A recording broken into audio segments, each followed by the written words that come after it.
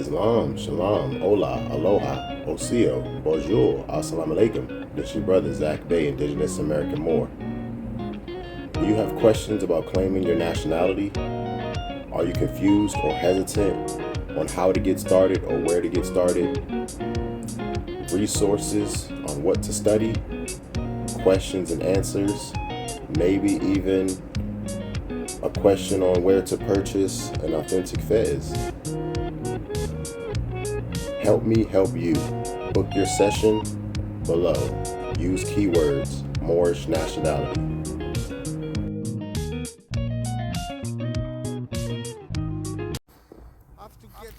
Islam, Shalom, Hola, Aloha, Bonjour, Osio, Assalamu Alaikum. It's your brother Zach Bay, Indigenous American Moor, coming to you live in full effect. Like, share, subscribe to my channel, hit that notification bell down below so you can be notified whenever I'm dropping new content. Leave a comment and interact with me. Thank you. I really do appreciate the viewership, no doubt. Let's jump into another one. I've been thinking, and I've been seeing some videos circulating throughout online of people just struggling from day to day. I'm gonna post, I'm actually put like a photo of a video I was watching before this, and hopefully you can get the link to it as well. I'm gonna try to drop the link in the details, but it was just about somebody who was talking about like struggling from day to day with like the price increases and just like how society is in general. And I'm like, wow, because a lot of us are feeling it. Like a lot of us are like, we kind of got prepared for the rocky roads ahead, whichever way the economy might go. Some of us have good foresight. Some people are like tightening their belts. It's like, honestly, it's more or less like, you remember after the pandemic, they said it was going to be a new normal. That's pretty much what I want to make this video about. The new normal, like what has become normal for everyday life nowadays. People are struggling with job security. You know, people are losing their careers. People can't make ends meet. Some people are literally forced to work a side gig and like another part-time job. Multiple jobs is becoming the norm. Like burning the candle at both ends is the normal experience for day-to-day life. People can't afford childcare. There's trouble with relationships worldwide, where we were all forced into the 6 feet compliance, wearing the mask. And then after that, it was like the social distancing, right? And then after that, it's like people don't even want to socialize anymore. You know, it's like after that was forced upon us into that condition, it was a soft conditioning. All right. A lot of people just folded, just completely bent the knee to this conditioning. And now it's become a norm. Relationships are being strained. Family dynamics, marriage rates are dropping, birth rates are dropping, food prices are going up. Just the economy is just looking a little crazy right now. It's just very, very uncertain because with the tariffs that have been going on recently, there have been a shift in the global economic balance, honestly. The tariffs are really a response, in my opinion. The tariffs are a response to the BRICS nations gaining power and the power of gold, the buying power of gold and other precious metals increasing, right? If you've been paying attention to all of these things, I know it's a lot. Everybody's, you know, working, like I said, trying to make ends meet, burning the candle on both ends. A lot of people really can't pay attention to all of these different details, all these different events that are happening, all these occurrences, right? And having the foresight or having the mental capacity to actually find the connections between them, having like, sometimes it seems like you need a microscope to see some of these things, right? To see some of the connections and where it could potentially be leading. So I want to show a few videos. I don't want to make this video too long, but I want to show a few videos that are kind of illustrating the struggle that people are that people are facing from day-to-day life, from relationships to the economy to just people really not knowing what to do, even people struggling with mental health and wellness and just general well-being, right? So I'll be right back, and let me know what you think in the comments down below. And this is why I want to leave America. Here in America, I always feel like somebody's coming to get me for something. So I'm just sitting down here playing at the lake with my kids. I have my van and my bus parked here, and a park ranger pulls up. Automatically, with nothing happening, I am terrified. Twice in my life, I've been doing the same thing, minding my own fucking business by this exact lake, and they've come over and tossed my shit and taken me to jail. One time they were watching me a half mile out with binoculars from a boat. People would say, hey, it's your fault, you're a criminal. But I've never done anything but mind my own fucking business in the middle of the woods. I saw the ranger, I told my kids, get out of the water, get out of the water. Why? Well, they might say you don't have a life jacket. And I said, do we have any empty beer cans? You're not drinking, it's 10 in the morning. I'm not bothering anybody, but here there's so many fucking rules and so many enforcement agents crawling everywhere, checking you all the time to see what you're doing. I'm not doing anything but minding my own fucking business. But I'm always being policed in the land of the free, and I know why now, is they're trying to extract money and reinforce the mindset that we own you and we control you, and you're going to do what we say, and you're going to live in fear of us, and you're going to pay us whenever we tell you. And that's how they keep us beat down as a society, man, is through your mind. Back in the day, they used to enslave your body, but now they're more civilized. They know if you take the mind, the body will follow. I'm just tired of living in a place where I always feel like somebody's coming to get me for nothing.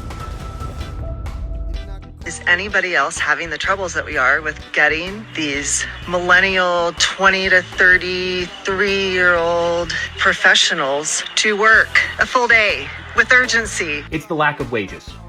People aren't being paid enough in 2025. And this criticism isn't towards this creator directly. I'm just speaking general in corporations. Nobody should be making less than $20 an hour in 2025. Even a 19-year-old should be making $20 an hour at whatever job they're working if they want a shot at qualifying for apartment with a roommate. And for these corporations that are requiring bachelor's and master's degrees, where someone has to go to school for 6 years, get $100,000 in debt, and have an $800 a month payment for 20 years to get that job, and you're gonna start them off at $25 or $27 an hour, bare minimum, $40, if not $50 an hour. And now businesses are gonna say, well, we can't afford that. That's not our fault.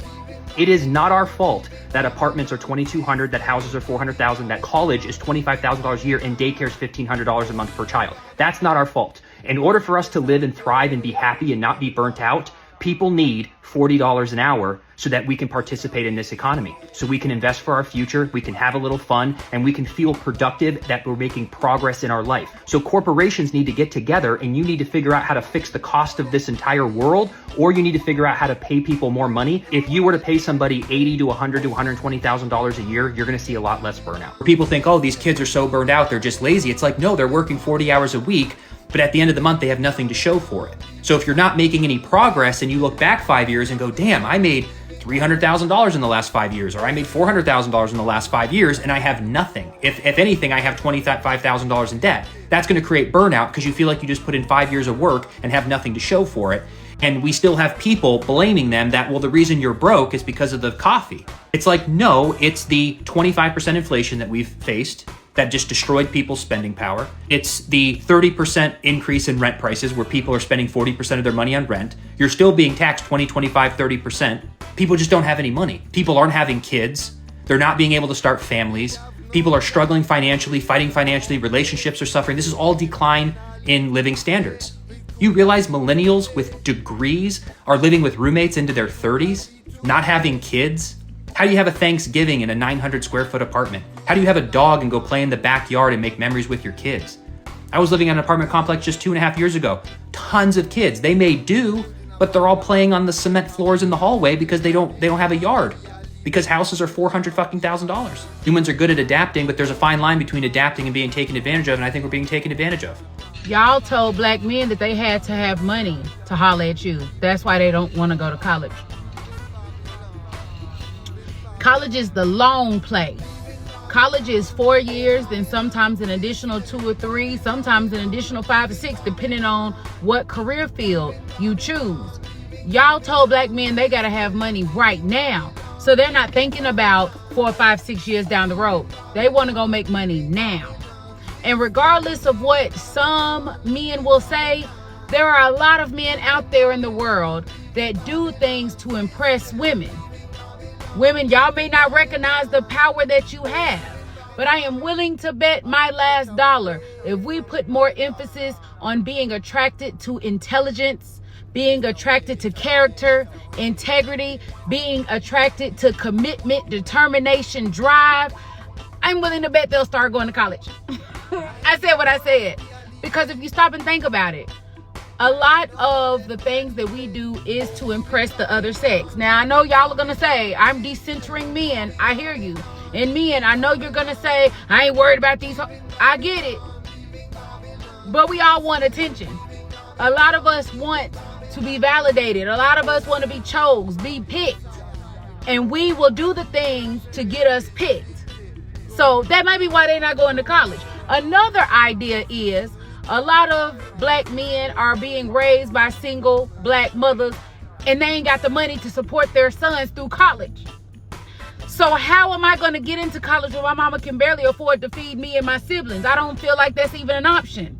I don't have a lot of role models in my neighborhood that are showing me that I should go to college because they didn't go to college. And then if I do have an uncle, a daddy, or granddaddy that is in my life, sometimes they hit me with, oh boy, just go get a job because real men work. So y'all help me to understand why they would choose college.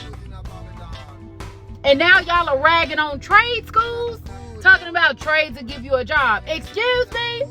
As a hairstylist myself, I make way more money as a hairstylist than a lot of y'all college graduates. And from what I hear, y'all are struggling to find jobs with those college degrees. So let's not poop on trades, please. Okay, thank you. I did not interview men for the first 4 years of my study. And it wasn't until a man looked at me one day after a book signing and said, I love what you have to say about shame. I'm curious why you didn't mention men. And I said, I don't study men. And he said, that's convenient. And I said, why? And he said, because you say to reach out, tell our story, be vulnerable.